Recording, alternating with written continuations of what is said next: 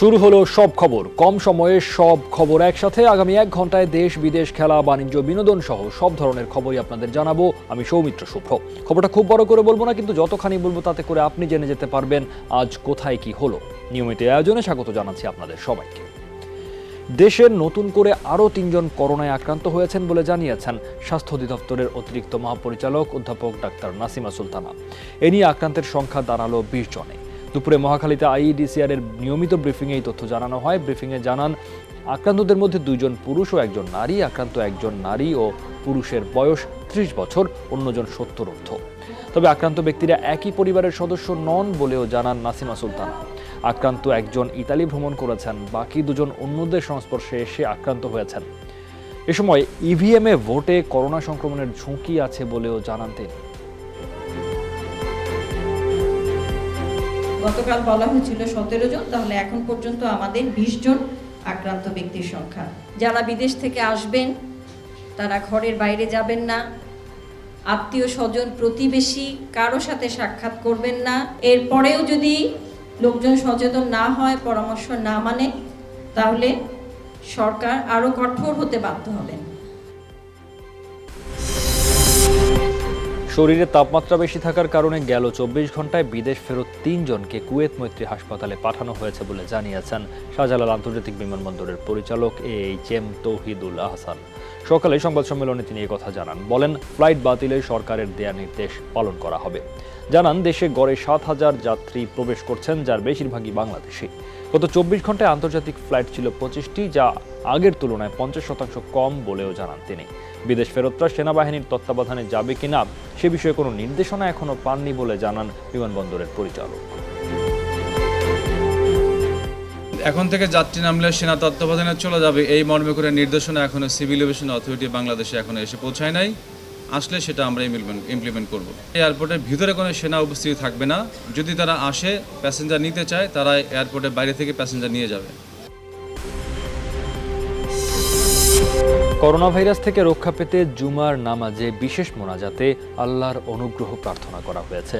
একই সাথে সবাইকে সচেতন থাকার আহ্বানও জানানো হয়। দুপুরের পর থেকে বাইতুল মোকাররম মসজিদে আসতে শুরু করেন মুসল্লিরা। নিরাপদ রাখতে মুসল্লিদের হাতে দেয়া হয় জীবাণুনাশক। জুমার নামাজের পর জাতীয় মসজিদ, বাইতুল মোকাররম সহ সব মসজিদে করোনা থেকে পরিত্রাণে দোয়া করা হয়। দোয়ায় আল্লাহর কাছে ক্ষমা চান মুসল্লিরা। এর আগে খুতবায় ভয়াবহ ভাইরাস থেকে মুক্তি পেতে সবাইকে সচেতন থাকার পাশাপাশি বড় জমায়েত এড়িয়ে চলার পরামর্শ দেওয়া হয়। অসুস্থ ব্যক্তিদের মসজিদে না গিয়ে বাসায় নামাজ আদায় করতে বলা হয়।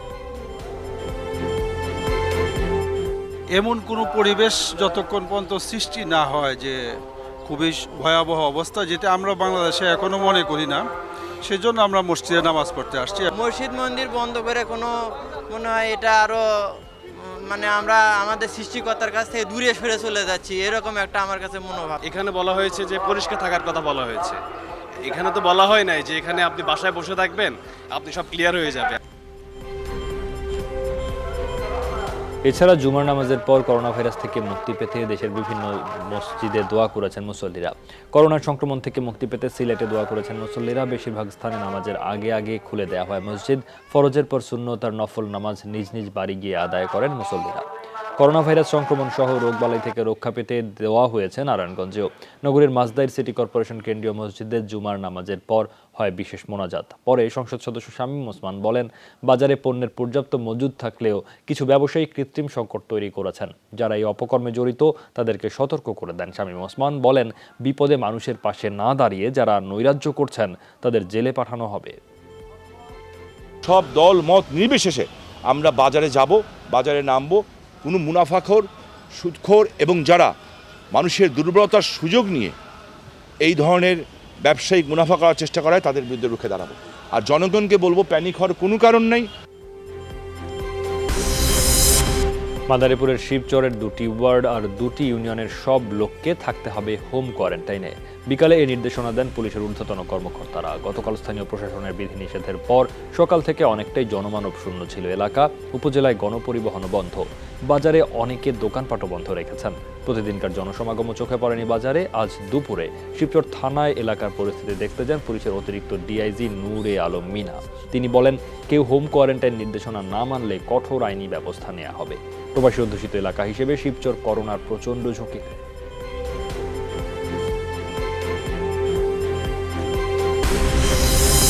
হোম কোয়ারেন্টাইন অমান্য করায় আজও 3 জেলায় 6 প্রবাসীকে জরিমানা করা হয়েছে। সকালে নোয়াখালীর কোম্পানিগঞ্জ চাটখিলে 4 প্রবাসীকে 45,000 টাকা জরিমানা করেন ভ্রাম্যমাণ আদালত।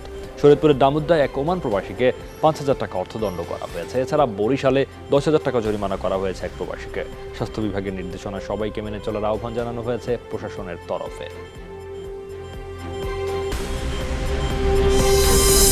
করোনা ভাইরাস আতঙ্কে হঠাৎ চাহিদা বৃদ্ধির কারণে প্রায় সব পণ্যেরই দাম বাড়িয়ে দিয়েছেন বিক্রেতারা।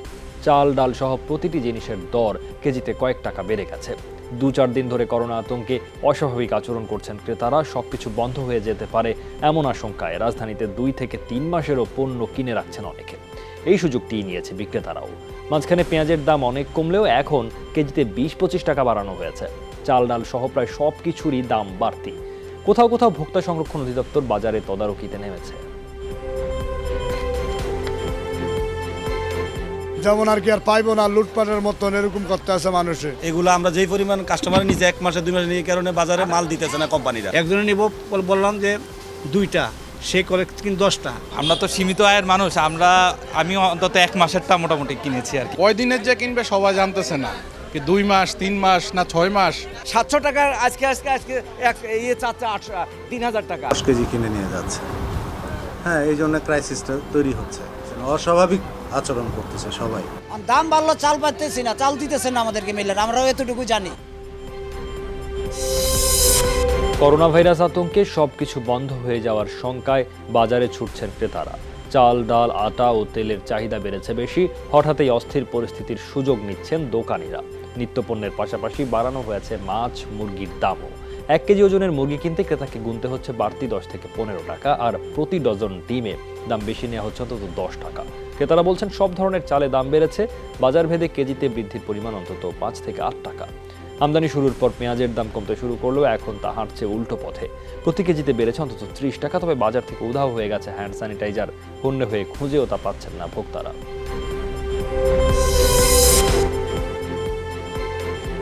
করোনা ভাইরাসের আতঙ্কে বিরূপ প্রভাব পড়েছে তৃণমূলের বাজারে। চাল, পেঁয়াজ সহ স্যানিটেশনের বিভিন্ন সামগ্রীর দাম বেড়েই চলেছে। দিশেহারা হয়ে পড়ছেন ক্রেতারা। মানুষ আতঙ্কিত হয়ে গেছে, যার কারণে এখন জিনিসপত্র যে মনে করেন না চাউল 10 কেজি নিত, সে 1 বস্তা নেয়, যে 1 বস্তা নিত সে 2 বস্তা নিয়ে যাচ্ছে। বাইরে যেতে পারবো না, দোকানদার দেখা যাচ্ছে দোকান খুলবে না, মানে নিজেকে বাঁচানোর জন্য নিজেই ব্যস্ত থাকবে। কালকে আমি পেঁয়াজ নিলাম 40 টাকা কেজি, আবার দেখি পরে আবার একটু লাগবে, পাশে ওরা কত 60 টাকা কেজি। বেশি তো কিনে, যার হয়তো 1 কেজি লাগছে তাই 2 কেজি লিখছে। মেলাররা বলতেছে যে ধানের যোগান কম, যেহেতু কিছু কিছু চালের সিজন শেষ, আগামী সিজনে হয়তো কমতে পারে। এদিকে করোনা আতঙ্কে নিত্যপণ্যের দাম বাড়ানোয় 7 জেলায় 37টি ব্যবসা প্রতিষ্ঠানকে জরিমানা করা হয়েছে। সকালে জামালপুর শহরে চাল, পেঁয়াজ, রসুন সহ নিত্যপণ্যের দাম বেশি রাখায় 3 মুদি দোকানিকে 23,000 টাকা জরিমানা করা হয়। এছাড়া এক চাল ব্যবসায়ীকে 10,000 এবং মাংস ব্যবসায়ীকে 3,000 টাকা অর্থদণ্ড দেওয়া হয়। শরীয়তপুরে গোসাইরহাটের দাসের জঙ্গল বাজারে দাম বেশি রাখায় 7টি ব্যবসা প্রতিষ্ঠানকে 1,59,000 টাকা জরিমানা করা হয়। বরিশালে 3 দোকানিকে অর্থদণ্ড করা হয় 68,000 টাকা। এছাড়া টাঙ্গাইলে 13, গোপালগঞ্জে 3, মানিকগঞ্জে 4 এবং রাজশাহীতেও 2 ব্যবসায়ীকে জরিমানা করা হয়েছে। কোনো অসাধু ব্যবসায়ী যেন নিত্য প্রয়োজনীয় পণ্যের মূল্য বৃদ্ধি করে কোনো অস্থিতিশীল পরিবেশ তৈরি না করতে পারে, তারা কোনো অনুচিত সুবিধা না নিতে পারে, সেজন্য প্রশাসন নিয়মিতভাবে বাজার মনিটরিং করছে। পেঁয়াজ, চাল, ডাল সহ নিত্য প্রয়োজনীয় পণ্যের দাম বেশি রাখায় বিভিন্ন স্থানে আড়তদার ও দোকান মালিকদের জরিমানা করেছে ভোক্তা অধিকার সংরক্ষণ অধিদপ্তর। সকাল থেকে কারওয়ান বাজার, লালবাগ, মোহাম্মদপুর, শান্তিনগর সহ বিভিন্ন এলাকার বাজার পরিদর্শনে যায় ভোক্তা অধিকারের প্রতিনিধিরা। দেখতে পান হঠাৎ করেই নিত্য পণ্যগুলো বেশি দামে বিক্রি হচ্ছে। বিক্রেতা ও আড়তদাররা বেশি কিনতে হচ্ছে এমন কথার প্রমাণ না দিতে পারায় তাদের 20,000 থেকে 50,000 টাকা জরিমানা করা হয়। এ সময় কোনো ভোক্তা যাতে বেশি পণ্য কিনে মজুত করতে না পারে সে বিষয়ে সতর্ক করা হয়। লাভের জন্য এবং লোভের জন্য প্রত্যেক কিন্তু দেশ ও দশের জন্য ক্ষতি করছে। জাতিগতভাবে একটা আপনারা সবাইকে একটা মেসেজ দিতে চাচ্ছি যে হুমড়ি খেয়ে কেনার টেন্ডেন্সি 4 মাসের জন্য বাজার করে আপনি মজুত করলেন, আপনার এই অতিরিক্ত ক্রয় অন্য একজনের জন্য কিন্তু সংকটের কারণ হয়ে দাঁড়াবে। করোনা আতঙ্কে নিত্যপণ্যের দাম বেশি রাখায় রাঙ্গামাটিতে 10টি ব্যবসা প্রতিষ্ঠানকে জরিমানা করা হয়েছে। সকাল থেকে শহরের বনরূপা, তবলছড়ি ও রিজার্ভ বাজারে আলাদা অভিযান চালায় ভ্রাম্যমাণ আদালত। এ সময় চাল সহ বিভিন্ন পণ্যের দাম বেশি রাখায় 10টি প্রতিষ্ঠানকে 50,000 টাকা জরিমানা করা হয়। অভিযান অব্যাহত থাকবে বলে জানানো হয়। এদিকে হোম কোয়ারেন্টাইন না মানায় রবীন্দ্র ত্রিপুরা নামে এক প্রবাসীকে 5,000 টাকা অর্থদণ্ড করা হয়েছে। এদিকে করোনা প্রতিরোধে খাগড়াছড়িতে জনসচেতনতা বৃদ্ধির লক্ষ্যে মাইকিং করেছে প্রশাসন। সকাল থেকে শহরের বিভিন্ন এলাকায় চলে মাইকিং। এদিকে মাটিডাঙ্গায় চাল মজুদ রেখে কৃত্রিম সংকট তৈরির অভিযোগে 4টি গুদাম সিলগালা করে দিয়েছেন ভ্রাম্যমাণ আদালত। সেই সাথে 4 ব্যবসায়ীকে 17,000 টাকা জরিমানাও করা হয়েছে। হোম কোয়ারেন্টাইন অমান্য করায় ঝালকাঠিতে বিদেশ ফেরত এক ব্যক্তিকে জরিমানা করেছেন ভ্রাম্যমাণ আদালত। সতর্ক করা হয় প্রবাসী এক নারীকে। জেলা প্রশাসন জানায়, সদরের নেসারাবাদ এলাকায় বিদেশ ফেরত 2 জন হোম কোয়ারেন্টাইন অমান্য করে বাইরে ঘোরাফেরা করছে এমন খবরে গতরাতে অভিযান চালানো হয়। অভিযোগের সত্যতা মেলায় ইতালি ফেরত এক ব্যক্তিকে 5,000 টাকা জরিমানা করেন ভ্রাম্যমাণ আদালত। সৌদি প্রবাসী এক নারীকে সতর্ক করেছেন নির্বাহী ম্যাজিস্ট্রেট। হোম কোয়ারেন্টাইন অমান্য করেই চলেছেন প্রবাসীরা। মাদারীপুরে ইতালি ফেরত এমনই একজনের ভুলে আইসোলেশনে পরিবারের 4 সদস্য। কোয়ারেন্টাইনে মেয়ের 19 সহপাঠী। ব্রাহ্মণবাড়িয়ায় দেশে ফেরারদের তালিকা পাঠানো হয়েছে পুলিশ সুপার কার্যালয়ে। এদিকে জেলার সদর হাসপাতাল থেকে পালানো কাতার ফেরত ব্যক্তিকে এখনো খুঁজে পায়নি স্বাস্থ্য বিভাগ। তার সন্ধানে তৎপরতা চলছে। স্বাস্থ্যকর্মী আছে যারা মাঠ লেভেলে কাজ করে, রুট লেভেলে কাজ করে, তাদেরকে বলা আছে যে তারা তাদেরকে কঠোর নজরে রাখবে। যারা এই সরকারের বিধান এবং স্বাস্থ্যের কোয়ারেন্টাইন বিধান যারা মানবেন না তাদের আমরা আইনের আওতায় নিয়ে আসবো। তালিকাগুলোকে আমরা উপজেলা অনুযায়ী ভাগ করেছি, কোন উপজেলায় কতজন, সেই তালিকাগুলো আমরা আমাদের যে উপজেলা নির্বাহী অফিসার আছে তাদের কাছে পাঠিয়ে দিয়েছি। তারা কোয়ারেন্টাইন থাকছে কিনা এই বিষয়টাকে আমাদেরকে মনিটরিংয়ের জন্য এটা পাঠানো হয়েছে এবং এই তালিকাটা শুধু আমাদের না, সিভিল সার্জন অফিসেও পাঠানো হয়েছে। হ্যান্ডশেক, কোলাকুলি করে হাত না ধুয়েই খাওয়া দাওয়া। করোনা প্রতিরোধে প্রচার থাকলেও প্রবাসী অধ্যুষিত শরীয়তপুরের নড়িয়া জুড়ে দেখা মিলছে এমন চিত্রের। গেল 3 দিনে নড়িয়ায় প্রবাসী এসেছেন 1083 জন। করোনা সচেতনতায় প্রচার চালাচ্ছে প্রশাসন, যদিও উপজেলার সাধারণ মানুষের মাঝে উদ্বেগের চিহ্ন মাত্র নেই। পদঘাট কিংবা গুরুত্বপূর্ণ স্থানে হ্যান্ডশেক, কোলাকুলি, হাতে হাত রেখে চলাফেরা করছেন বহু মানুষ। শুধু তাই নয়, শরীয়তপুরে লকডাউনের গুজবে বাজার এবং বিপণী বিতানগুলোতে হুমড়ি খেয়ে পড়ছেন মানুষ। সুযোগ বুঝে পণ্যের দরও বাড়িয়ে দিচ্ছে ব্যবসায়ীরা। ইতালিতে বেশিরভাগ লোক শরীয়তপুর এবং নড়িয়ার থাকেন, সেই কারণে বাংলাদেশে যেই ব্যবস্থা আসবে সেটা সবার আগেই নড়িয়া এবং শরীয়তপুরে আসবে, এটা আপনারা নিশ্চিন্তে থাকেন। আমিও একজন কর্মীর মতো কাজ করব। করোনা পরিস্থিতিতে বাংলাদেশ ঝুঁকির মধ্যে আছে, তবে এখনও এতে আতঙ্কিত হওয়ার মতো কিছু হয়নি বলে জানিয়েছেন আওয়ামী লীগ সাধারণ সম্পাদক ওবায়দুল কাদের। বলেন, সকলের সম্মিলিত প্রয়াসের মাধ্যমে করোনাকে পরাজিত করা সম্ভব। সকালে সাবেক রাষ্ট্রপতি জিল্লুর রহমানের মৃত্যুবার্ষিকীতে বনানীতে কবরস্থানে তার সমাধিতে শ্রদ্ধা জানিয়ে এসব কথা বলেন তিনি।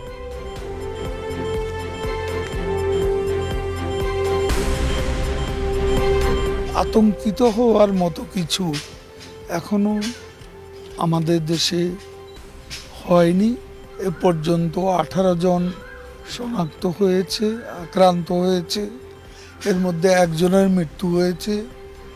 তারপরও ঝুঁকি আছে।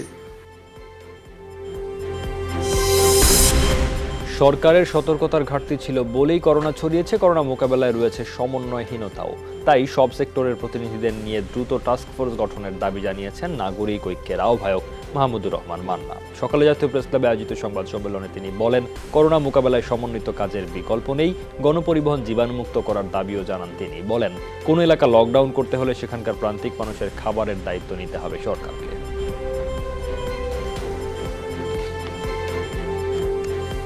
অতীতে সরকারগুলো বিশেষ বিপদে জনগণের খুব কাজে লাগেনি। ডেঙ্গু থেকে শুরু করে এগুলো আমাদের অভিজ্ঞতা আছে। আমরা চাইব সরকার এখন এটা ঠিক মতো বুঝে যেন বাস্তব পদক্ষেপ নেন। এর জন্য একটা টাস্ক ফোর্স গঠন করার আমরা প্রস্তাব করছি। শুধু প্রশাসনের ওপর দোষ না চাপিয়ে করোনা প্রতিরোধে ব্যক্তিগত সচেতনতার ওপর জোর দিয়েছেন নড়াইল 2 আসনের সংসদ সদস্য মাশরাফি বিন মুর্তজা। সকালে করোনা প্রতিরোধে সচেতনতামূলক আলোচনা সভায় কথা বলেন তিনি। জানান, প্রশাসনের ওপর দোষ চাপিয়ে বসে থাকলে চলবে না, সচেতন হতে হবে নিজেদের। সভায় জেলা প্রশাসক জানান, নড়াইলে 109 জনকে রাখা হয়েছে হোম কোয়ারেন্টাইনে। আপনাদের নিজস্ব সচেতনতার দরকার আছে। তারপরেও আমরা বারবার প্রশ্ন ছুড়ে তো লাভ নেই, আমাদের কি করতে হবে সেটা। এখানে আমরা কিছু হটলাইনের ব্যবস্থা করেছি, পাশের বাড়ি, কিন্তু সে সরাসরি বললে দেখা গেলো একটা গ্যাঞ্জামের পরিস্থিতি হয়ে যেতে পারে। তো এই জন্য আমরা ইনশিওর করছি যে যে জানাবে প্রশাসনকে তার কোনো ক্ষতি হবে না। স্বাস্থ্য বিভাগের নির্দেশনা মেনে করোনা ওয়ার্ড খুলেই দায় সেরেছে দেশের বেশিরভাগ হাসপাতাল। সেবা যারা দেবেন সেই চিকিৎসক বা নার্সদের ঠিক করা হয়নি অনেক জায়গায়। আবার চিকিৎসকদের সুরক্ষা পোশাকও পৌঁছায়নি বেশিরভাগ হাসপাতালেই। এমন অবস্থায় নিজেদের নিয়েই ভাবনায় চিকিৎসকরা। তারা মনে করেন আক্রান্তদের সঠিক সেবা দিতে চিকিৎসকদের সুরক্ষার বিষয়টি নিশ্চিত হওয়া জরুরি। প্রশিক্ষণ থাকলে আমাদের রোগীদের ক্ষেত্রে যাইতে সুবিধা হয় বেশি, জিনিসটা আমার জানা থাকলো। আমাকে দায়িত্ব বুঝিয়ে দেওয়ার পর মানে পার্সোনালি ডেকে বা তোমাকে এই জিনিসগুলো মেনটেন করতে হবে এগুলো এরকম কিছু বলা হয় না। আমাদের পর্যাপ্ত ইকুইপমেন্ট দেওয়া হয়নি আমাদেরকে, কারণ আমরা আমাদের জীবনের ঝুঁকি নিয়ে আমরা কীভাবে মানুষকে বাঁচাবো। আমরা আমাদের পরিস্থিতি নিয়ে অনেক বেশি শঙ্কিত। যদি পর্যাপ্ত পরিমাণে পার্সোনাল প্রোটেকশন ইকুইপমেন্টের সাপ্লাই থাকে তবে আমরা শঙ্কিত হলেও চিকিৎসকরা চিকিৎসা সেবা দেওয়া থেকে এক বিন্দু পিছপা হবে না। যেটা আধুনিক ইকুইপমেন্ট, সেই ইকুইপমেন্ট আনার জন্য এখনই আমরা লোক পাঠাচ্ছি ঢাকাতে। এর বাইরে আমাদের পুরো প্রতিটা উপজেলাতে কিছু কিছু পর্যাপ্ত না হলেও কিছু প্রস্তুতি আছে। করোনা ভাইরাস আতঙ্কে যখন পুরো বিশ্ব, সে সময় নির্ভীক ভূমিকা রাখছেন চিকিৎসা কর্মীরা।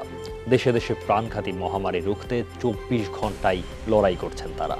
পরিবারের কাছ থেকে রীতিমতো শেষ বিদায় নিয়েই মানুষগুলোর দিন কাটছে হাসপাতালে।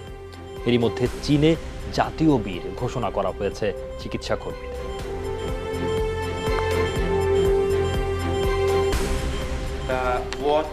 আমাদের হাসপাতালে 80 জন আক্রান্তের চিকিৎসা চলছে, এর মধ্যে 14 জন সিসিইউতে। সেখানে কাজ করছেন 3 চিকিৎসা কর্মী। গেল কয়েকদিন ধরে তারা সেখানে আছেন, বের হবার সুযোগ নেই। 18 ঘন্টা শিফটে কাজ করছি আমরা, বাকিটা সময় হাসপাতালেই বিশ্রাম নিচ্ছি, তারপর আবার কাজ। কখনো কখনো 3 ঘন্টাও বিশ্রাম নিতে পারি না। মাত্র 6 দিনে এখানে সিসিইউ তৈরি করা হয়েছে, যার সবগুলো বেডে এখন রোগী। বাইরে হাসপাতালের বর্ধিতাংশ তৈরি করা হয়েছে, সেখানে থাকছেন প্রাথমিকভাবে যারা আক্রান্ত হয়েছেন তারা। করোনা ভাইরাসে মৃতের সংখ্যা 10,000 ছাড়ালো। 182 দেশে আক্রান্ত 2.5 লাখের বেশি। সবচেয়ে বেশি মৃত্যু দেখেছে ইতালি।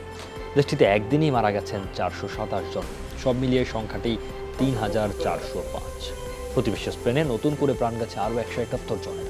এ নিয়ে দেশটিতে মৃতের সংখ্যা 1000 ছাড়িয়েছে। ইরানেও লাফিয়ে লাফিয়ে বাড়ছে প্রাণহানি। ভাইরাসের বিস্তার রোধে যুক্তরাষ্ট্রের ক্যালিফোর্নিয়া লকডাউন করেছে প্রশাসন।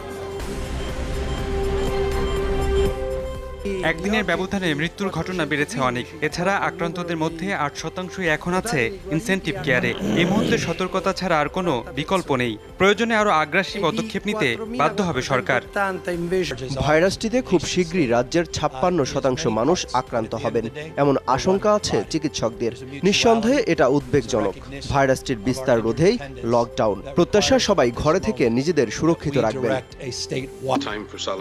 নির্দিষ্ট কোনো সীমান্ত, দেশ, ধর্ম, বর্ণ চেনে না ভাইরাস। বিস্তার ঘটাতে প্রয়োজন শুধু বহনকারীর। সুতরাং কোন অঞ্চল থেকে উৎপত্তি তার দিকে আঙ্গুল না তুলে মহামারী মোকাবেলা করাটাই জরুরি।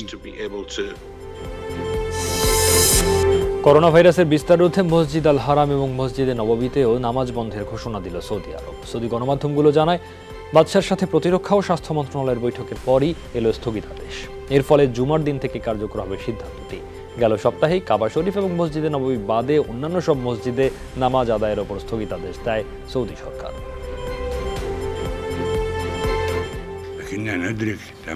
বিশ্বের ইতিহাসের খুব ভয়াবহ একটি সময় পার করছি, তবে বিশ্বাস আছে এই কঠিন সময় উতরে যাবে।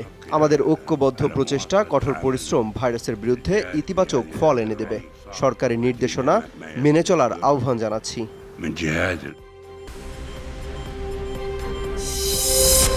ঋতু ঘূর্ণাবর্তী এলো চেরি ফুল ফোটার মৌসুম, কিন্তু করোনা ভাইরাসের কারণে ওয়াশিংটন ডিসি এবং জাপানের পর্যটন কেন্দ্রগুলো একেবারেই জনশূন্য। এবং আপনারা জানেন যে এই সময়টা আসলে এই পর্যটন কেন্দ্রগুলোতে ব্যাপক ভিড় থাকে, কিন্তু করোনা ভাইরাসের কারণে কিন্তু সেই স্থানগুলো একেবারেই জনশূন্য হয়ে পড়েছে।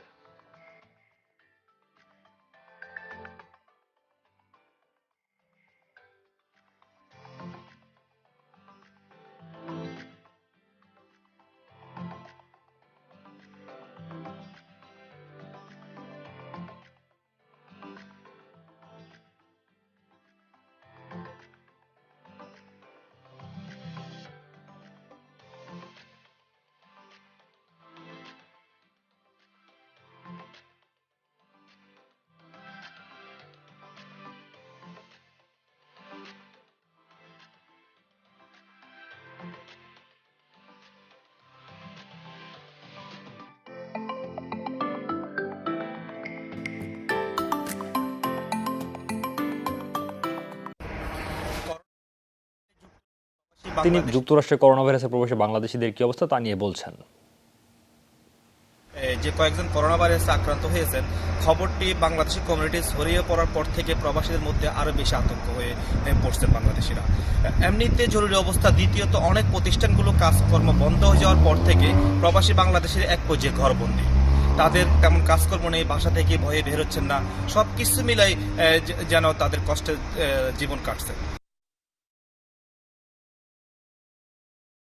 বাগেরহাট 4 ও গাইবান্ধা 3 আসনের উপনির্বাচনের ভোট গ্রহণ কাল। এরই মধ্যে ভোটের সব প্রস্তুতি শেষ করেছে প্রশাসন। বাগেরহাটের 143টি কেন্দ্রে পৌঁছে দেওয়া হচ্ছে নির্বাচনী সরঞ্জাম। এই আসনে লড়ছে আওয়ামী লীগের প্রার্থী অ্যাডভোকেট আমিরুল আলম মিলন এবং জাতীয় পার্টির সাজন কুমার মিস্ত্রি।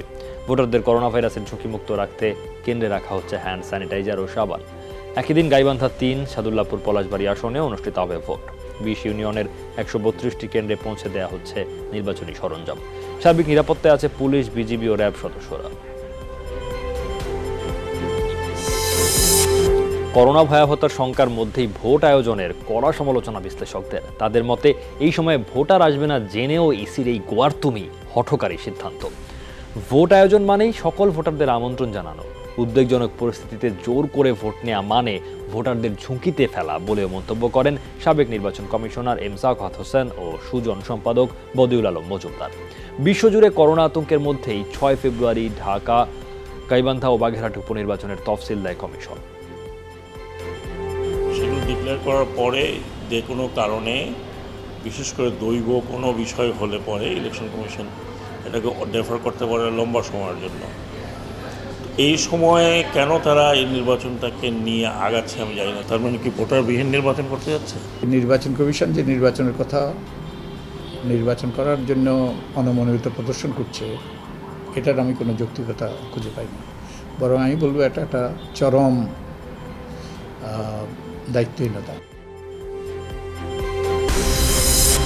করোনা ভাইরাসের কারণে প্রয়োজনে সরে দাঁড়াবেন বলে মন্তব্য করেছেন চট্টগ্রাম সিটি নির্বাচনে বিএনপি মেয়র প্রার্থী ডাক্তার শাহাদাত হোসেন। দুপুরে সিটি নির্বাচন স্থগিত চেয়ে রিটার্নিং অফিসারের কার্যালয়ে আবেদন করার পর এমন মন্তব্য করেন তিনি। এই অবস্থায় নির্বাচনের চেয়ে মানুষের জীবন গুরুত্বপূর্ণ বলে মন্তব্য করেন দলটির সিনিয়র নেতারা।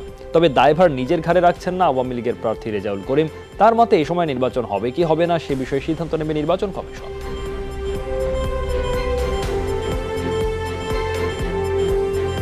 বাংলাদেশের এত বিশাল জনগোষ্ঠীকে এত বড় ঝুঁকির দিকে ঠেলে দিয়ে নির্বাচন করার উদ্দেশ্য কি সেটা আমরা বুঝতে পারছি। নির্বাচন অবিলম্বে স্থগিত ঘোষণা করতে হবে এবং ইতিমধ্যে স্থগিত ঘোষণা করার দরকার ছিল, সেটা করে নাই। সেটা নির্বাচন কমিশনের ব্যর্থতা। নির্বাচন থেকে যদি আমাকে সরে দাঁড়াতে হয় চট্টগ্রামবাসীর জন্য, চট্টগ্রামের জন্য প্রয়োজন, আমি সরে দাঁড়াতে প্রস্তুত আছি। মাননীয় নির্বাচন কমিশনার মহোদয় বরাবর প্রেরণ করা, এবং এটা আমি আজকেই যথাযথ নিয়মে এটা আমি নির্বাচন কমিশন বরাবর এটা প্রেরণ করব। করোনা নিয়ে একটি মহল উদ্দেশ্য প্রণোদিতভাবে সামাজিক যোগাযোগ মাধ্যমে আতঙ্ক ছড়াচ্ছে, তাতে বিএনপির মদদ রয়েছে বলে মন্তব্য করেছেন তথ্যমন্ত্রী হাসান মাহমুদ। সকালে চট্টগ্রামের বিটিভি কেন্দ্র পরিদর্শন শেষে তিনি বলেন, যারা গুজব ছড়াচ্ছে তাদের শনাক্ত করার কাজ করছে সরকার। এদের বিরুদ্ধে কঠোর আইনগত ব্যবস্থা নেওয়া হবে। একটি মহল জনগণের মধ্যে বিভ্রান্তি ছড়ানোর লক্ষ্যে এবং গুজব রটিয়ে মানুষকে বিভ্রান্ত করা, জনগণের মধ্যে আরও আতঙ্ক বাড়িয়ে দেওয়ার একটি চেষ্টা করে। তাদেরকে শনাক্ত করে তাদের বিরুদ্ধে কঠোর শাস্তিমূলক ব্যবস্থা, আইনগত ব্যবস্থা গ্রহণ করা হবে। করোনা ভাইরাসে এক সপ্তাহে জ্বালানি তেলের দাম কমেছে 23%। প্রতি ব্যারেল বিক্রি হচ্ছে $32। সাপ্তাহিক হিসাবে এই দরপতন গেল 29 বছরের মধ্যে সর্বনিম্ন রেকর্ড। ডিসেম্বরে অপরিশোধিত জ্বালানির দাম ছিল প্রায় $70। এই সুবিধা কাজে লাগিয়ে তেলের দাম সমন্বয় করার তাগিদ বিশ্লেষকদের। 2018-19 মোট 13.5 লাখ টন অপরিশোধিত এবং 85 লাখ টন পরিশোধিত জ্বালানি তেল আমদানি করে বাংলাদেশ। সেজন্য আমদানি ব্যয় ছিল 30,500 কোটি টাকা। নিজ বাড়ির উদ্দেশ্যে ইতিমধ্যে ঢাকা ছাড়তে শুরু করেছে নিম্ন আয়ের মানুষ। করোনা পরিস্থিতিতে শিক্ষা প্রতিষ্ঠান বন্ধ হয়ে যাওয়ায় আয় আরও কমেছে নিম্ন আয়ের মানুষের। অনেক অফিস কর্মীদের ঘরে থেকেই কাজ করার নির্দেশনা দেওয়া হয়েছে। এই অবস্থায় রিকশা চালক সহ দিন এনে দিন খাওয়া মানুষগুলোর কাজের ক্ষেত্র কমে গেছে। এই পরিস্থিতিতে তাদের ঢাকা থাকাই দায়। এখন গ্রামে ফিরেও কি করবে সে বিষয়ে অনিশ্চিত অসহায় মানুষগুলো। শুধু নিম্ন আয়ের মানুষ নয়, মধ্যবিত্তরাও করোনা ভাইরাসের ভয়ে পরিবার পাঠিয়ে দিচ্ছেন গ্রামের বাড়ি। করোনা ভাইরাস সতর্কতায় রাজশাহীতে মধ্যরাত থেকে দূরপাল্লার সকল রুটে বাস চলাচল বন্ধ রয়েছে, তবে অভ্যন্তরীণ রুটে স্বাভাবিক আছে গাড়ি চলাচল। দূরপাল্লার বাস বন্ধ থাকায় মিশ্র প্রতিক্রিয়া জানিয়েছেন যাত্রীরা।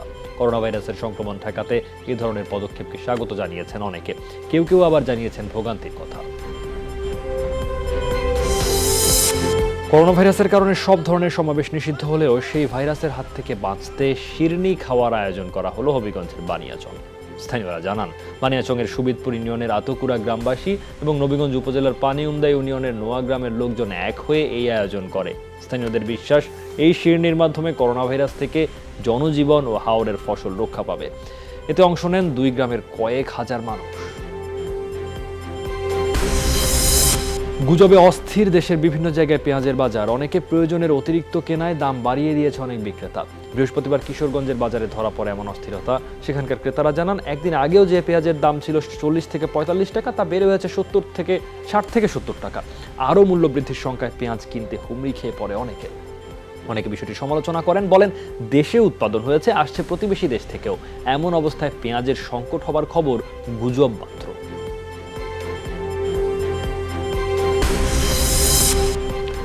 করোনা নিয়ে গুজবের ছড়াছড়ি চট্টগ্রামে। সামাজিক যোগাযোগ মাধ্যমে ভুল তথ্য দিয়ে আতঙ্ক ছড়াচ্ছেন অনেকে। করোনা নিয়ে ফেসবুকে গুজব ছড়ানোর অভিযোগে গত মঙ্গলবার রাতে চট্টগ্রামে কামরুল হাসান নামে এক ব্যবসায়ীকে গ্রেফতার করে দেয়। তবে একজনকে গ্রেফতারের পরও থামছে না অপতৎপরতা। গুজবে কান না দেওয়ার পরামর্শ প্রশাসনের।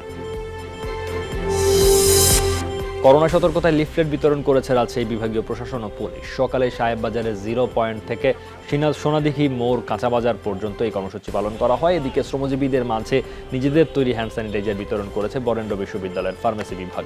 তালাইমারিতে শহীদ ক্যাপ্টেন জাহাঙ্গীর সরণিতে সাধারণ পথচারী ও যানবাহনের চালকদের মধ্যে বিতরণ করা হয় হ্যান্ড স্যানিটাইজার। সরকারি বেসরকারি কোনো প্রতিষ্ঠান চাইলে সরবরাহ করার কথা জানায় বিভাগটি। করোনা ভাইরাস সতর্কতায় নাটোর প্রশাসন নির্বাহী ম্যাজিস্ট্রেট জানান, 23 প্রবাসীকে রাখা হয়েছে হোম কোয়ারেন্টাইনে। তাদের কোয়ারেন্টাইন ঠিকঠাক মতো হচ্ছে কিনা নজরদারিতে রাখছে প্রশাসন। সেই সঙ্গে করোনা সতর্কতায় মসজিদের ইমাম ও স্থানীয় জনপ্রতিনিধিদের সঙ্গে মতবিনিময় করা হচ্ছে। করোনা ভাইরাস প্রতিরোধে পটুয়াখালীর প্রবেশদ্বারগুলোকে বিশেষ পর্যবেক্ষণে রেখেছে জেলা প্রশাসন। সকালে লঞ্চ ও বাস টার্মিনালে অভিযান চালানো হয়। বহিরাগতদের নিজ বাড়িতে ফেরত পাঠানো হচ্ছে। গেল 15 মার্চ উগান্ডা থেকে যাওয়া এক সেনা সদস্যকে পরিবার সহ রাখা হয়েছে হোম কোয়ারেন্টাইনে।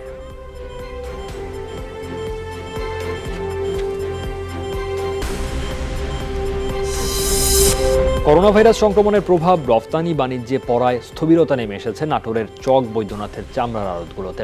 ব্যবসায়ীরা বলছেন, চামড়া নিচ্ছেন না ঢাকার ট্যানারি মালিকরা। পুঁজি স্বল্পতায় তারাও সংগ্রহ করতে পারছেন না কাঁচা চামড়া। বেকার হওয়ার পথে অনেক শ্রমিক। বাংলাদেশ ট্যানার্স অ্যাসোসিয়েশনের তথ্য মতে রফতানির জন্য ট্যানারিগুলোতে মজুদ আছে 120 কোটি টাকার বেশি চামড়া।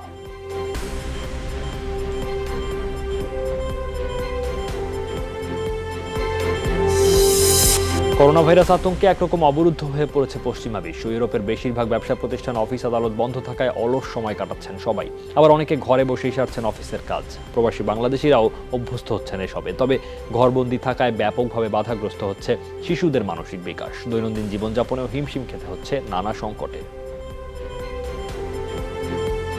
করোনার কারণে আমার স্বামী, আমার হাজবেন্ডের কাজ নাই, আমার কাজ নাই। মানুষের চাকরি বাকরি, ব্যবসা বাণিজ্য, ঘর থেকে বের হওয়া বা বিভিন্ন ধরনের অনেক প্রবলেম। দ্রব্যমূল্যের দাম অনেক বাড়তি, আর আমাদের চলাফেরা একদম বন্ধ। করোনা ভাইরাসটির কারণে আমরা একেবারে পুরো সমস্ত জাতি এখানে যারা বসবাস করছে সবাই স্তব্ধ হয়ে গেছি। সরকারের তরফ থেকে মোটামুটি দ্রুতই ব্যবস্থা গ্রহণ করা হয়েছে। বেশিরভাগই আমরা হোম অফিস করার সুযোগ পাচ্ছি, আবার সবাই পাচ্ছে না। পরিবার থেকে অনেক দূরে আছি, সবার জন্য খুব দুশ্চিন্তা হচ্ছে। করোনা ভাইরাসের প্রকোপ ঠেকাতে কড়াকড়ি আরও বাড়াচ্ছে দক্ষিণ এশিয়ার 2 প্রতিবেশী দেশ ভারত পাকিস্তান। সংক্রমণের সংখ্যায় পুরো জম্মু কাশ্মীরের লকডাউনের পর মুম্বাই, নাগপুর এবং পুনেতে শাটডাউন ঘোষণা করা হয়েছে। জরুরি সেবা ছাড়া 31 মার্চ পর্যন্ত বন্ধ থাকবে সব অফিস আদালত। এছাড়া রোববার ছুটির দিনে ভারত জুড়ে জনতা কারফিউর কর্মসূচি দিয়েছেন প্রধানমন্ত্রী নরেন্দ্র মোদী। বিস্তার ঠেকাতে বিভিন্ন শহরে গণপরিবহন বন্ধ করে দিয়েছে পাকিস্তান। দেশের প্রত্যেক নাগরিককে জনতা কারফিউ মেনে চলতে হবে। আশা করব এই দিনে কেউ বাসা থেকে বের হবেন না। আমাদের 130 কোটি জনসংখ্যার দেশে একবার করোনা ভাইরাস ছড়িয়ে পড়লে তা মোকাবেলা করা কঠিন হয়ে পড়বে। তাই কোনো ভুলে দেশের উন্নয়নকে বাধাগ্রস্ত করতে চাই না। আপনারাও আপনাদের কর্মচারীদের জন্য মাস্ক ইউজ করুন, হ্যান্ড স্যানিটাইজার ইউজ করুন, এবং যে ড্রেসটা আমরা অর্ডার দিচ্ছি এই ড্রেসটা আপনারা অর্ডার দিন। গতকাল এখানে এসেছিলাম, এখন গণপরিবহন বন্ধ করে দেওয়ায় বাড়িতে ফিরতে পারছি না। বিস্তার ঠেকাতে এখনই জরুরি ব্যবস্থা নেওয়ার জন্য সরকারের প্রতি আহ্বান জানিয়েছি আমরা। দেশ জুড়ে সচেতনতা বাড়ানোর পদক্ষেপ নিতে হবে, বাড়াতে হবে ভাইরাস পরীক্ষার সক্ষমতা। সারা বিশ্ব যখন করোনা ভাইরাসের প্রকোপ ঠেকাতে হিমশিম খাচ্ছে, তখন কঠোর পদক্ষেপের মাধ্যমে সংক্রমণের বিরুদ্ধে প্রতিরোধ করল গাজা। অপর্যাপ্ত চিকিৎসা সরঞ্জাম আর দুর্বল স্বাস্থ্যসেবা কাঠামোর কারণে শুরু থেকেই বাড়তি সতর্ক অবরুদ্ধ উপত্যকা। এ কারণে বিশ্বে কোভিড-19 বিস্তৃতির সময়ও কেউ সংক্রমিত হয়নি গাজায়। আমাদের হাজার হাজার রোগীকে চিকিৎসা দেওয়ার মতো ব্যবস্থা নেই। ভাইরাস ছড়িয়ে পড়লে তা মোকাবেলার সামর্থ্য নেই, তাই প্রতিরোধী একমাত্র উপায় গাজার জন্য। করোনা ভাইরাসের কারণে আজ সারা বিশ্বই অবরুদ্ধ হতে বাধ্য হচ্ছে মানুষ, অথচ বছরের পর বছর এভাবেই অবরুদ্ধ জীবন কাটছে আমাদের। বিশ্ববাসী কি পরিস্থিতিতে আছে সেটা বেশ বুঝতে পারছি। আশা করছি বিশ্ববাসী এবার আমাদের প্রতি সহানুভূতির নজর দিবে, আর আমাদের প্রার্থনা করোনা ভাইরাস থেকে দ্রুত মুক্তি পাক মানুষ। রাঙ্গামাটির বাঘাইছড়িতে দুর্গম 3টি পাড়ায় গত 20 দিনে অজ্ঞাত রোগে আক্রান্ত হয়ে 5 শিশুর মৃত্যু হয়েছে। আরও শতাধিক শিশু আক্রান্ত বলে নিশ্চিত করেছেন সিভিল সার্জন। ধারণা করা হচ্ছে হামে আক্রান্ত হয়ে মারা গেছে। সিভিল সার্জন জানায়, সাজেক ইউনিয়নের সীমান্তবর্তী 7 নম্বর ওয়ার্ডের অরুণপাড়া, নিউথাংপাড়া এবং হাইজপাড়ায় এ রোগের প্রকোপ দেখা দিয়েছে। আক্রান্তদের সবাই শিশু। দুর্গম এলাকা হওয়ায় সেখানে চিকিৎসা সেবা দেওয়া কঠিন হয়ে পড়েছে। তবুও মেডিকেল টিম কাজ করছে সেখানে। প্রয়োজন হলে আক্রান্তদের হেলিকপ্টারে করে খাগড়াছড়ি নেওয়া হবে চিকিৎসার জন্য। এরই মধ্যে নমুনা সংগ্রহ করে ঢাকায় পাঠানো হয়েছে। এরপর জানা যাবে কী রোগে আক্রান্ত শিশুরা। সম্প্রতি বান্দরবানের লামায় হামে আক্রান্ত এক শিশুর মৃত্যু হয়। আক্রান্ত 34 শিশু বর্তমানে সুস্থ বলে জানিয়েছেন চিকিৎসকরা। ইনস্টিটিউট অফ পাবলিক হেলথে আমরা সেই নমুনাগুলো দিয়েছি। সেই নমুনাগুলো না আসার আগ পর্যন্ত আসলে রোগটা কি আমরা সেটা বলতে পারবো না। তবে আমরা সন্দেহ করছি এটা সম্ভাব্য হাম। এর মধ্যে 6 জন গুরুতর আক্রান্ত ছিল। তাদেরকে একজনকে আমরা খাগড়াছড়ি হাসপাতালে নিয়ে আসা হয়েছে, আর বাকি 5 জন ওরা ভালোর পথে, সুস্থতার পথে। চাঁপাইনবাবগঞ্জে সরকারি গাছ কাটার অভিযোগে সদর আসনের বিএনপি দলীয় এমপি হারুন রশিদের বিরুদ্ধে স্থানীয়দের অভিযোগ, বরেন্দ্র উন্নয়ন কর্তৃপক্ষের লাগানো গাছ কেটে ফেলেছে এমপির লোকজন। তবে এমপির দাবি নিজের জমিতে লাগানো গাছই কেটেছেন তিনি। অন্যদিকে বরেন্দ্র উন্নয়ন কর্তৃপক্ষ বলছে অবৈধভাবেই কাটা হয়েছে তাদের লাগানো গাছ। 2006 সালে সড়কের 2 পাশে গাছ লাগায় বরেন্দ্র উন্নয়ন কর্তৃপক্ষ। গাছ প্রজেক্টে কাটতে কাটতে সব নিধন করেছে। এটা একটা মনে হয় মগের মুলুক, একবার মনে হয় গায়ের জোর। আমারই রোপণ করা গাছ এগুলো। এখন ওরা কোন কাগজ কিসের ভিত্তিতে বলছে আমি বলতে পারবো না। এখন উপজেলার তখন বিভিন্ন জায়গায় বিভিন্ন জায়গায় গাছ লাগানো হয়। এখন গাছটা আমার অতটা মনে নেই, তবে গাছগুলো আমি লাগিয়েছি। মোটামুটি 50 থেকে 60টি মতো গাছ কর্তন করা হয়েছে। এর মধ্যে কিছু গাছ তারা নিয়ে গেছে। তদন্ত কমিটি থেকে স্পষ্ট প্রতিমান হয়েছে যে গাছগুলি বরেন্দ্র বহুমুখী উন্নয়ন কর্তৃপক্ষ কর্তৃক 2006 সালে রোপিত। বরেন্দ্র কর্তৃপক্ষ যদি অফিসিয়ালি আমাদের কাছে কোনো এজাহার দায়ের করেন তাহলে আমরা আইনগত ব্যবস্থা নেব। ছিলেন সামান্য কর্মকর্তা, পদোন্নতি পেয়ে হয়েছেন মহাব্যবস্থাপক। এরপর কবজা করে নিয়েছেন পুরো প্রতিষ্ঠান। শুধু তাই নয়, রাষ্ট্রের তেল বিক্রি করে টাকা সরিয়ে নিয়েছেন নিজের অ্যাকাউন্টে। দেশ বিদেশে গড়ে তুলেছেন সম্পদের পাহাড়। দুর্নীতি ধামাচাপা দিতে অডিটও বন্ধ রেখেছেন 6 বছর। তারপরও বহাল তবিয়তে আছেন তিনি। ইনভেস্টিগেশন 360-র অনুসন্ধানে এমনই চাঞ্চল্যকর তথ্য বেরিয়ে এসেছে বাংলাদেশ পেট্রোলিয়াম কর্পোরেশন বিপিসি নিয়ন্ত্রিত স্ট্যান্ডার্ড এশিয়াটিক অয়েল কোম্পানি লিমিটেডের মহাব্যবস্থাপক মোহাম্মদ শাহেদের বিরুদ্ধে। এদের সাথে শাহেদের একটা গোপন লেনদেন হতো। প্রতি ফার্নেস অয়েল ট্যাঙ্ক লরিতে সে 30 থেকে 40 হাজার টাকা পর্যন্ত সে কমিশন নিত। 138 কোটি টাকার মতো অতিরিক্তভাবে নেওয়া হয়েছে। এই প্রতিবেদনে অভিযোগ আসছে যে এই কোম্পানিটির যিনি জিএম তিনি এই সহায়তায় ছিলেন। গুডউইনের সাথে ব্যবসায়িক সম্পর্ক সেটা আছে কিনা জানি না, তবে হাই অথরিটি আমাদেরকে সবসময় এই অ্যাকাউন্ট আরও একটা অ্যাকাউন্ট আছে পাশাপাশি, এই অ্যাকাউন্টগুলোতে মোটামুটি আমাদেরকে বলছে যেভাবে অর্থ পাচার করা হয়েছে সেটা কিন্তু অপরাধ মানি লন্ডারিংয়ের আইন অনুযায়ী। কাজে সার্বিকভাবে একটা আমি মনে করি যে একটা ব্যাপক অনিয়ম হয়েছে। করোনা ভাইরাস মোকাবেলায় প্রযুক্তির সর্বোত্তম ব্যবহারে এগিয়ে আসার আহ্বান জানিয়েছেন তথ্য প্রযুক্তি প্রতিমন্ত্রী জুনাইদ আহমেদ পলক। বলেছেন, ভিডিও কনফারেন্সের মাধ্যমে দাপ্তরিক কর্মকাণ্ড সম্পন্ন করলে ভাইরাস সংক্রমণের ঝুঁকি কমানো যাবে। শুক্রবার বিকেলে প্রযুক্তি সংশ্লিষ্ট বিভিন্ন প্রতিষ্ঠান প্রধান এবং সাংবাদিকদের সাথে ভিডিও কনফারেন্সের মাধ্যমে মতবিনিময় করেন তিনি। আগামী 2 সপ্তাহের মধ্যেই ইনশাআল্লাহ পরিস্থিতি ভালোর দিকে যাবে এবং আমার হাতেই আমার সুরক্ষা যেই ক্যাম্পেইন স্লোগানটা নিয়ে আমরা নেমেছি, অর্থাৎ নিয়মিত হাত পরিষ্কার করা, আমরা এই বেস্ট প্র্যাকটিসগুলো আমরা আমাদের নিজেদের মধ্যে শেয়ার করব আজকে যেভাবে করছি, এবং অন্যান্য দেশ বিশেষ করে চীন এবং কোরিয়া তারা যেভাবে এই পরিস্থিতিটা মোকাবেলা করলো সেখান থেকেও আমরা শিক্ষা গ্রহণ করব। অস্ট্রেলিয়া অস্ত্রোপচার করিয়ে দেশে ফিরে হোম কোয়ারেন্টাইনে আছেন জাতীয় দলের ওপেনার সাদমান ইসলাম ও অনূর্ধ্ব-19 দলের পেসার মৃত্যুঞ্জয় চৌধুরী। অস্ট্রেলিয়া থেকে দেশে ফিরে হোম কোয়ারেন্টাইনে বিসিবির চিকিৎসক দেবাশিস চৌধুরীও। 1 এপ্রিল থেকে রিহ্যাব শুরু করবেন সাদমান ও মৃত্যুঞ্জয়, তবে মাঠে ফিরতে অন্তত 3 মাস সময় প্রয়োজন জানিয়েছেন ডাক্তার দেবাশিস। কোভিড-19 একটা প্রকোপ চলছে। আমরা 3 জনই যারা বাইরে ট্রাভেল করেছি আমরা আপাতত নেক্সট 2 সপ্তাহের জন্য সেলফ কোয়ারেন্টাইন। এপ্রিলের 11 তারিখ থেকে ক্রিকেট বোর্ডের যারা স্টাফ আছে ওদের আন্ডারে রিহ্যাব শুরু করবে এবং মোটামুটি 3 মাসের মতো সময় লেগে যাবে। শুক্রবার গ্রিস থেকে জাপানে এসে পৌঁছেছে অলিম্পিক মশাল। উত্তর জাপানের এক বিমানবন্দরে অবতরণ করে সাদা রঙের মশালবাহী বিশেষ বিমানটি। করোনা ভাইরাস ইস্যুতে অলিম্পিক স্থগিত হওয়ার শঙ্কার মধ্যে মশাল এসে পৌঁছালো জাপানে। 24 জুলাই থেকে টোকিও অলিম্পিক শুরু হওয়ার দিন ধার্য করা আছে। রেসলিংয়ে 3 বারের অলিম্পিক স্বর্ণজয়ী সাউরি ইয়োশিদা এবং জুডোতে 3 বারের অলিম্পিক স্বর্ণজয়ী তাদাহিরো নোমুরা এই মশাল গ্রহণ করেন আয়োজকদের পক্ষে। এ সময় আয়োজক কমিটির সভাপতি ইয়োশিরো মোরি বলেন, বিশ্ব স্বাস্থ্য সংস্থার পরামর্শ মেনে প্রস্তুতি এগিয়ে চলেছে।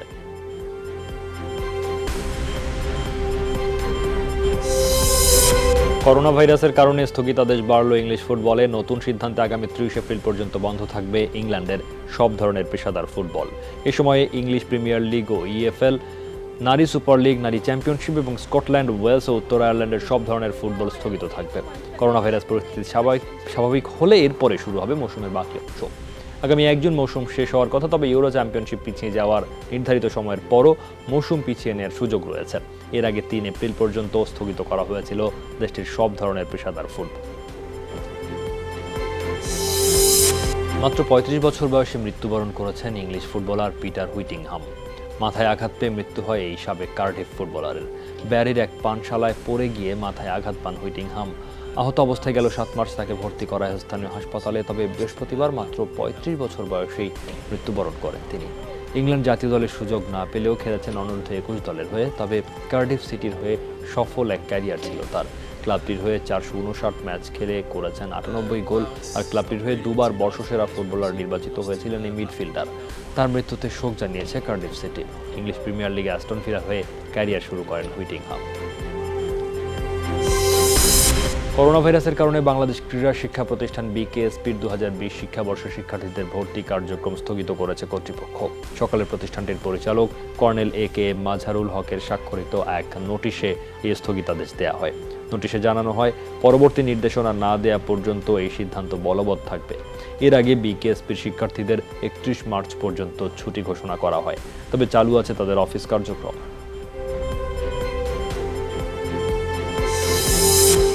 করোনা আক্রান্তের সংখ্যা বাড়ছে, এখনই নিজে সচেতন হতে হবে, পাশাপাশি অপরকে সচেতন করতে হবে। সেই সাথে করোনা মুক্ত থাকতে নির্দেশনাগুলো মানতে হবে।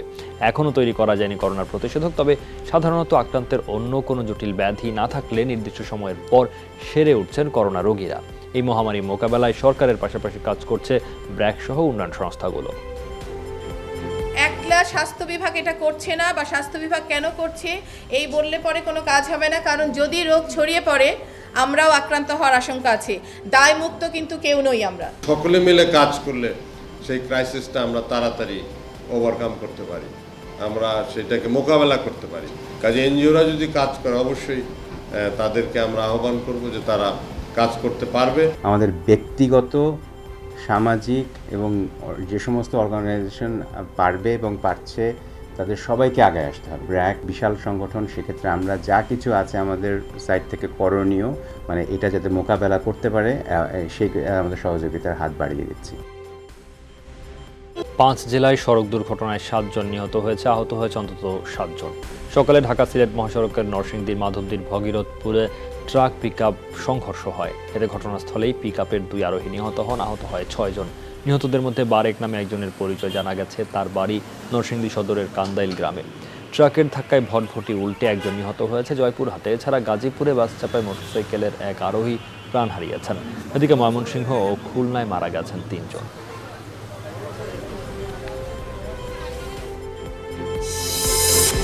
কয়েকবার পেছানোর পর অবশেষে ভারতের নয়াদিল্লিতে আলোচিত নির্ভয়া ধর্ষণ ও হত্যা মামলায় 4 আসামির ফাঁসি কার্যকর হলো।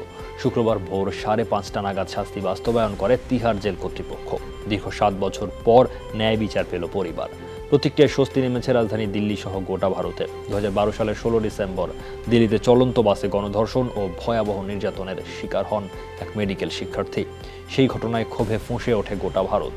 চিকিৎসা চলাকালে 13 দিন পর মারা যান নির্ভয়া নামে পরিচিত ওই তরুণী। যখনই কোনো মেয়ে ধর্ষণের শিকার হয় তার ভবিষ্যতের কথা চিন্তা করে পরিবার বিষয়টি গোপন করে, কিন্তু এটা ভুল। যদি বাবা মা তাদের সন্তানের পাশে দাঁড়ান, সমাজ এবং বিচার ব্যবস্থা তাতে সমর্থন দিতে বাধ্য। যারা নারীদের ধর্ষণ অত্যাচার করে তাদের গালে কষে চড় লাগালো এই ফাঁসি। অপরাধ করলে শাস্তি পাবে ধর্ষকরা, দেরিতে হলেও মিলবে ন্যায় বিচার। ভারতীয় বিচার ব্যবস্থায় অনেক ফাঁকফোকর রয়েছে। দীর্ঘসূত্রতার কারণে অনেকেই পার পেয়ে যান। প্রত্যাশা, ভারতকে যেন দ্বিতীয় নির্ভয়া হত্যাকাণ্ড দেখতে না হয়। 7 বছর ধরে দিনটির অপেক্ষায় ছিলাম। আজ ইতিহাস সৃষ্টি করল ভারত। হায়দ্রাবাদ ধর্ষণ, নির্ভয়া হত্যাকাণ্ডের আসামিরা নরপশু, তাদের এমনই শাস্তি চাই।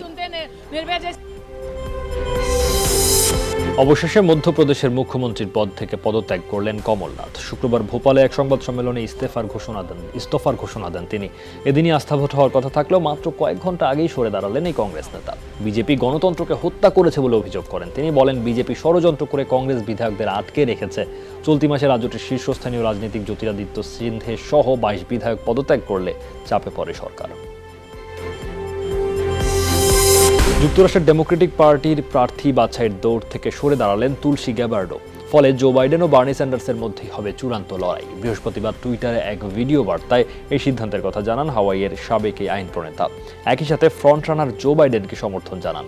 মার্কিন গণমাধ্যমগুলোতে জোর গুঞ্জন চলছে 38 বছরের তুলসী হতে পারেন নভেম্বরের প্রেসিডেন্ট নির্বাচনে বাইডেনের রানিং ম্যাট।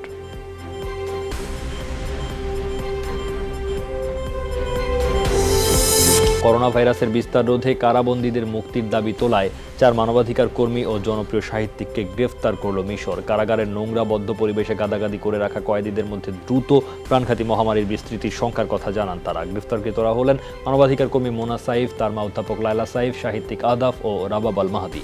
হিউম্যান রাইটস ওয়াচের প্রতিবেদন অনুসারে বিশ্বের অস্বাস্থ্যকর কারা পরিবেশের ক্ষেত্রে শীর্ষ দেশগুলোর মধ্যে রয়েছে মিশর। প্রাণঘাতী করোনা ভাইরাসের প্রভাব পড়েছে বিনোদন জগতেও। একে একে বন্ধ হয়ে যাচ্ছে বিশ্বের বড় বড় চলচ্চিত্র উৎসব। এবার এই তালিকায় যুক্ত হয়েছে বিশ্ব চলচ্চিত্রের সবচেয়ে মর্যাদাপূর্ণ কান চলচ্চিত্র উৎসব। আগামী 10 এপ্রিলে বিষয়ে সিদ্ধান্ত জানানোর কথা ছিল কর্তৃপক্ষের, কিন্তু 20 দিন আগেই উৎসব স্থগিতের ঘোষণা দেয় আয়োজকরা।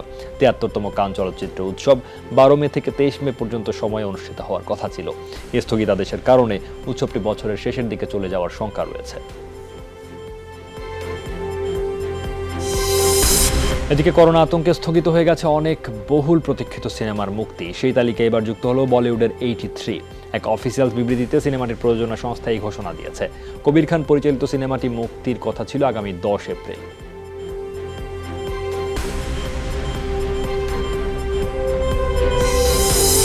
হঠাৎই বিয়ে করে ফেলেছেন চিত্রনায়িকা পরিমণি। সিনেমার সহকারী পরিচালক এবং থিয়েটার কর্মী কামরুজ্জামান রনির সঙ্গে ঘর বেঁধেছেন তিনি। গত 10 মার্চ রাজধানীর রাজারবাগের একটি কাজী অফিসে তাদের বিয়ের আনুষ্ঠানিকতা সম্পন্ন হয়। হৃদি হক পরিচালিত 1971 সেই সব দিন সিনেমায় সহকারী পরিচালক হিসেবে কাজ করছেন কামরুজ্জামান রনি।